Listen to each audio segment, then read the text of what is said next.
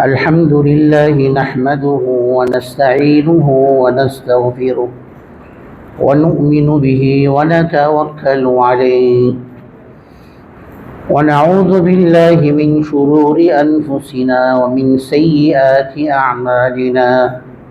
من يهده الله فلا مضل له ومن يضلله فلا هادي له. ونشهد أن لا إله إلا الله وحده لا شريك له.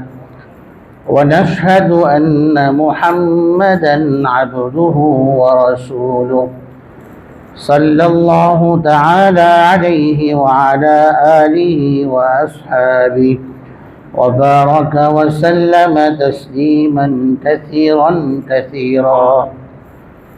أما بعد فأعوذ بالله من الشيطان الرجيم. بسم الله الرحمن الرحيم. يا أيها الذين آمنوا اصبروا وصابروا ورابطوا واتقوا الله لعلكم تفلحون. وقال الله تبارك وتعالى: قل لن يصيبنا إلا ما كتب الله لنا هو مولانا وعلى الله فليتوكل المؤمنون. وقال تعالى: الذين إذا أصابتهم مصيبة قالوا إنا لله وإنا إليه راجعون. صدق الله مولانا العظيم وصدق رسوله النبي الكريم ونحن على ذلك من الشاهدين والشاكرين والحمد لله رب العالمين. اللهم صل على محمد وعلى آل محمد كما صليت على إبراهيم وعلى آل إبراهيم إنك حميد مجيد. اللهم بارك على محمد وعلى آل محمد كما باركت على إبراهيم وعلى آل إبراهيم إنك حميد مجيد. मुअज़्ज़ज़ मुहतरम उलमाए इकराम, बुज़ुर्गान दीन और हमारे प्राण प्रिय मुसल्लियान इकराम, अल्हम्दुलिल्लाह अल्लाह सुब्हानहु व तआला दरबारे असंख्य अगणित शुक्रिया आदाय करছি যিনি আমাদেরকে আজকের জুমার দিনে সালাতুল জুমা আদায়ের উদ্দেশ্যে মসজিদে আসার তৌফিক দান করেছেন। আল্লাহ রাব্বুল আলামিনের শুকরিয়া জ্ঞাপন করছি যিনি আমাদেরকে সুস্থ রেখেছেন, অক্ষত রেখেছেন, ঈমানের সাথে আল্লাহ তাআলা আমাদেরকে মসজিদে পৌঁছার ব্যবস্থা করে দিয়েছেন। আল্লাহ তাআলার শুকরিয়া আদায় করছি আলহামদুলিল্লাহ। মুহররম মাসের সর্বশেষ জুমা, আজকের 29শে মুহররমের জুমাতে আল্লাহ রাব্বুল আলামিন আমাদেরকে উপস্থিত হওয়ার সুযোগ দিয়েছেন। আমরা আল্লাহর প্রতি পূর্ণ আস্থা এবং বিশ্বাস, যা আমাদের ঈমান, পূর্ণ আস্থা বিশ্বাস আল্লাহর প্রতি আমরা রাখি ব্যাপারে যে মানুষের জীবনে ভালো মন্দ যা কিছু আসে, আনন্দ বেদনা যা কিছু হয়, সবটা আল্লাহর পক্ষ থেকেই আসে, আল্লাহর তরফ থেকেই আসে। মানব জীবনে, যাপিত জীবনে আনন্দগুলো আল্লাহর তরফ থেকে আসে,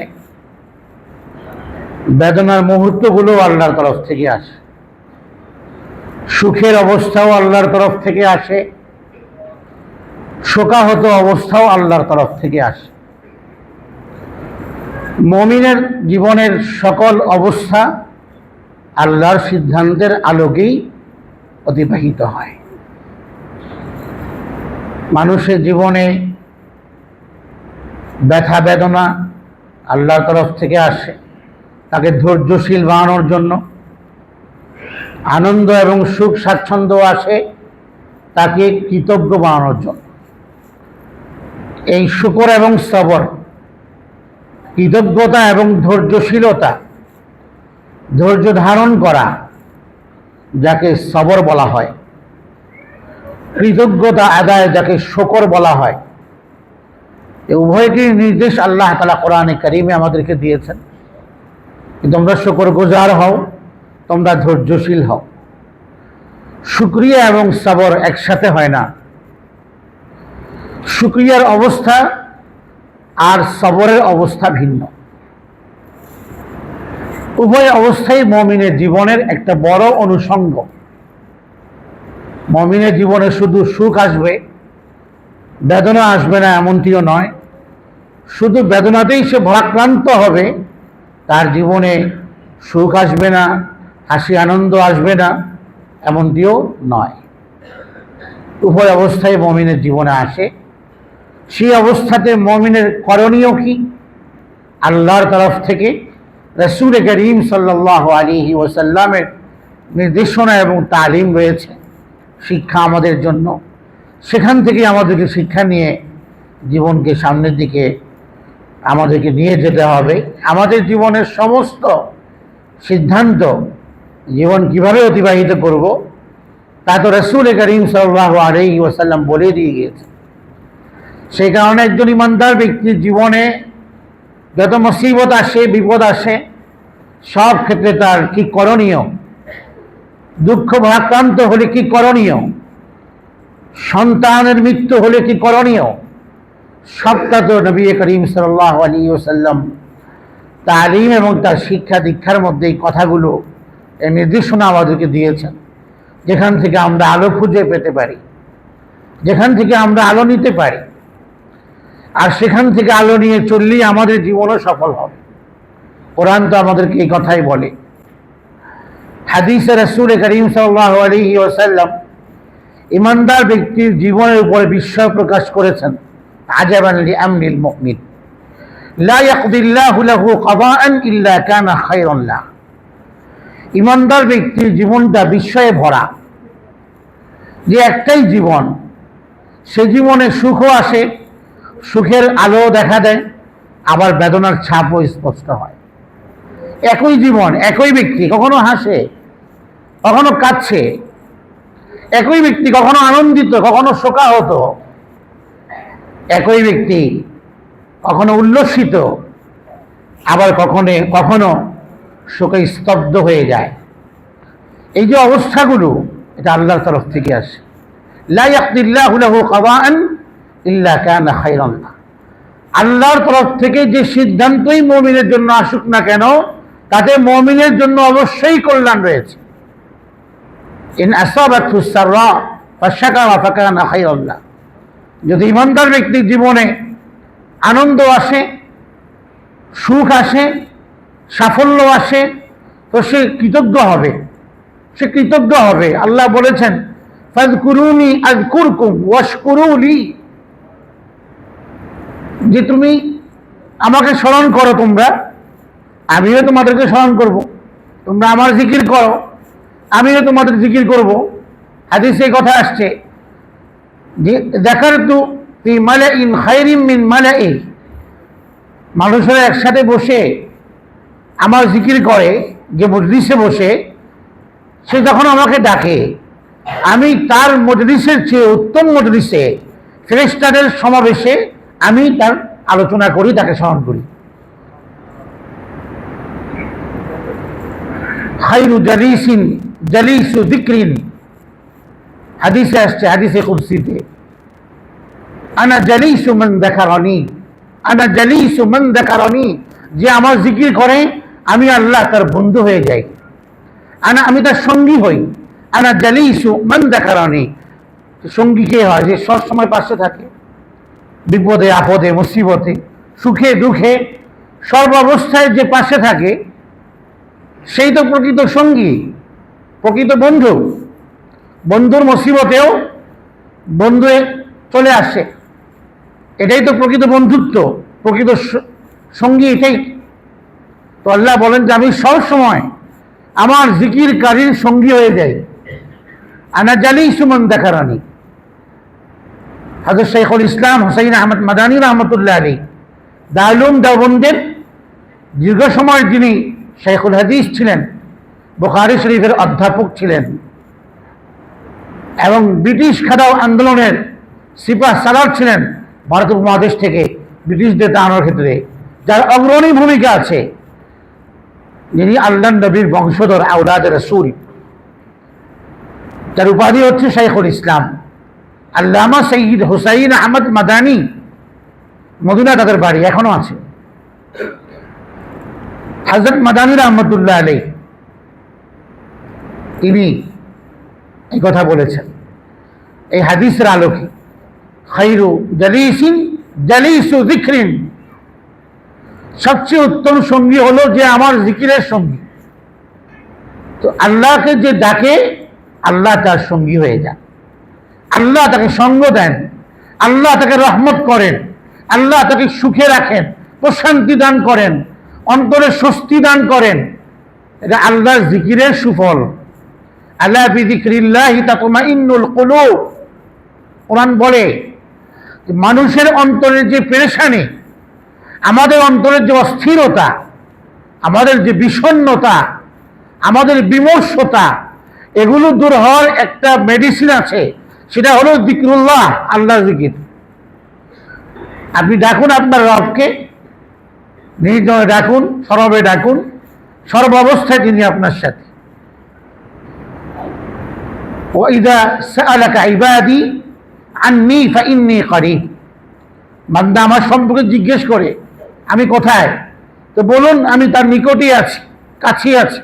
ফাইন্নী করিবুন উজিবু দাওয়াতাদ দাঈ ইযা দাআন। সে যখন আমাকে ডাকবে আমি তার ডাকে সাড়া দিই। তো আমার দোয়াতে, আমার ডাকে আল্লাহ সাড়া দেওয়ার জন্য একটা শর্ত আছে, সেই শর্ত সামনে বলছেন আল্লাহ তাআলা, ফালিয়াস্তাজিবু লি, সেই জন্য আমার ডাকে সাড়া দেয়, সেই জন্য আমার হুকুম আহকাম পালন করে, সেই জন্য আমার আদেশ নিষেধকে মেনে চলে, সেই জন্য আমার বিধিবিধানকে ফলো করে, বাস্তব জীবনে সেটাকে রূপদান করে। তাহলে আমি, সে যখনই আমাকে ডাকবে পাশেই পাবে। ফালিয়াস্তাজিবু লি ওয়ালিইউমিনু বি, শর্ত এটা। আমার প্রতি পূর্ণ আস্থা রাখতে হবে, সর্ব অবস্থায় আমার প্রতি বিশ্বাস রাখতে হবে, সর্ব অবস্থায় আমার প্রতি আস্থাশীল হতে হবে। অভিযোগ করা যাবে না, অধৈর্য হওয়া যাবে না, আল্লাহর প্রতি শিকায়াত করার, অভিযোগ করার সুযোগ নেই। যে অবস্থায় রাখে মুমিনকে আল্লাহ তাআলা, ওই অবস্থায় তার জন্য বেটার এবং কল্যাণকর। মুমিন এই কথা বলার সুযোগ নেই যে আল্লাহ আমাকে এত বিপদ কেন দিচ্ছেন, কেন আল্লাহ আমাকেই দেখতেছেন, কেন আল্লাহ আমার সন্তানটাকেই পুড়ে মারলো, কেন আল্লাহ আমার সন্তানটাকেই দেখলো। আমি তো ভালো মানুষ, আমি তো অন্যায় করি না, আমি তো ঘুষ খাই না, আমি তো মিথ্যা বলি না, তাহলে আল্লাহ কেন আমার সন্তানকে নিয়ে গেলেন?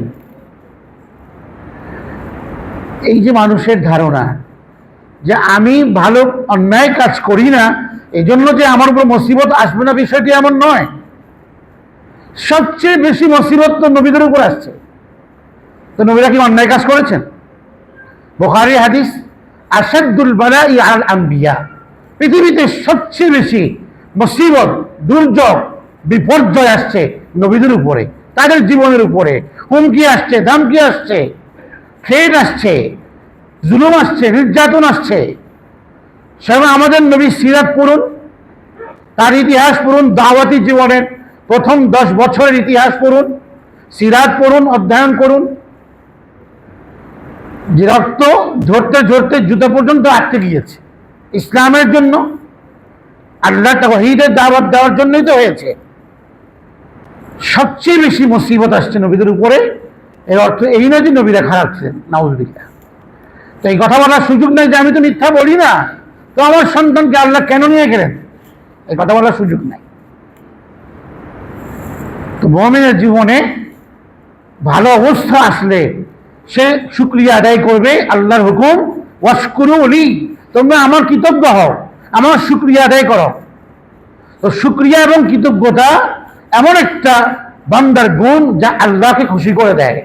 অর্থাৎ যে বান্দা কৃতজ্ঞশীল হবে, কৃতজ্ঞ চিত্তের অধিকারী হবে, রব্বুল আলামিন তার প্রতি সন্তুষ্ট হয়ে যাবে।